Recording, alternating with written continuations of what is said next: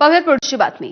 दादर इथला कबूतरखाना बंद केल्याच्या नंतर जैन समाजामध्ये संतापाचं वातावरण आहे आणि या सगळ्याच्या पार्श्वभूमीवरती जैन मुनी निलेशचंद्र विजय यांनी 1 नोव्हेंबरपासून आझाद मैदानावरती उपोषण करायची घोषणा केली आहे।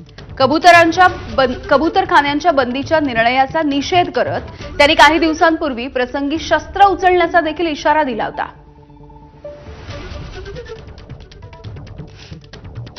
सरकारला तुम्ही एक अल्टिमेटम दिलं होतं दिवाळीपर्यंतचं, आता दिवाळी संपत आली आहे, काय याच्या पुढचं पाऊल असेल तुमचं?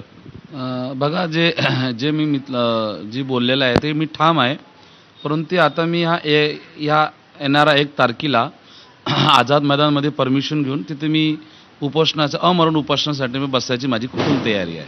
जर ते हिंदूची जी सरकार आहे तर या प्राण्यावर अत्याचार का बा, हे अंमलबजावण्यासाठी हा कबूतर आणि ही गाय हे तर 2 मुख्य प्राणी आहेत। कम से कम लाखशे वर तर कबूतर मेलेले आहेत। त्याचं काय RTI बसलं नाही, सरकार अजून काही निर्णय आला नाही आहे।